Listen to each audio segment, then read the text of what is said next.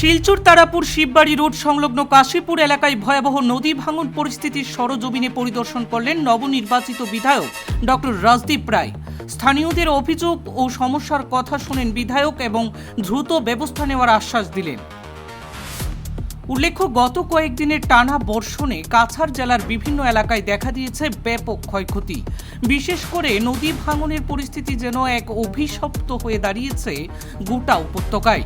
এই পরিস্থিতিতে সোমবার শিলচর তারাপুর শিববাড়ি রোড সংলগ্ন কাশীপুর এলাকায় নদী ভাঙন কবলিত অঞ্চল পরিদর্শনে যান শিলচরের নবনির্বাচিত বিধায়ক ডক্টর রাজদীপ রায়। পরিদর্শনকালে তিনি স্থানীয় বাসিন্দাদের সঙ্গেও কথা বলেন এবং তাদের অভিযোগ শুনেন। জানা যায়, এই কাশীপুর এলাকায় প্রায় ৫ থেকে ৬ শতাধিক পরিবারের বসবাস। বর্ষার শুরুতেই নদী বাঁধ ও রাস্তাঘাটের বেহাল অবস্থার দরুন তীব্র উদ্বেগ বাড়ছে এলাকাবাসীর মধ্যে। তারপরে বিধায়ক ডক্টর রাজদীপ রায় বিষয়টি বিভাগীয় কর্তৃপক্ষ ও সরকারের নজরে এনে দ্রুত প্রয়োজনীয় ব্যবস্থা গ্রহণ করবেন বলে আশ্বাস দেন ভুক্তভোগীদের। বিধায়কের এই তৎপরতায় স্বস্তি ও আশার আলো দেখছেন কাশীপুর এলাকার বাসিন্দারা।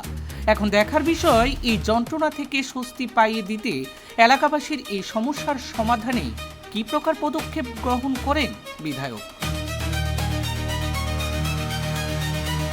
এই কাশীপুর নাথপাড়া যে গ্রাম আছে, বিশেষ করে এটা পুরনো তারাপুর জিপি এলাকাতে ছিল, আর শিলচর মিউনিসিপাল কর্পোরেশন হওয়ার পরে এই এলাকা কর্পোরেশনের অধীনে চলে এসেছে এবং 15 নম্বর ওয়ার্ড হিসাবে এটাকে ডিমার্কেট করা হয়েছে। একদম বরাক নদীর পারে নদী ভাঙন হচ্ছে এইখানে বিগত বছর ধরে। আমরা এই কয়েকটা জায়গা, কয়েকটা বাড়ি ঘুরে দেখেছি এবং নদী ভাঙনের যে পরিস্থিতি আছে, আজকের যে স্ট্যাটাস আছে, সেই স্ট্যাটাসটাও আমরা এসডিও ওয়াটার ওয়ার্কস ডিপার্টমেন্টের ওয়াটার রিসোর্স ডিপার্টমেন্টের উনিও এসেছেন, ওনাকে নিয়ে এসেছি। এখানে একটা শিব মন্দির আছে এবং এই এলাকাতে বিস্তীর্ণ প্রায় 150-200 মিটার এলাকা আছে, যেখানে প্রায় 80-100টি পরিবার আছে, প্রায় 1500 মানুষের বসবাস আছে এইখানে এবং নদীর গর্ভে চলে যাচ্ছে তাদের ভূমি। কিছু জায়গাতে তারা ফল সবজি এখানে চাষ করতো।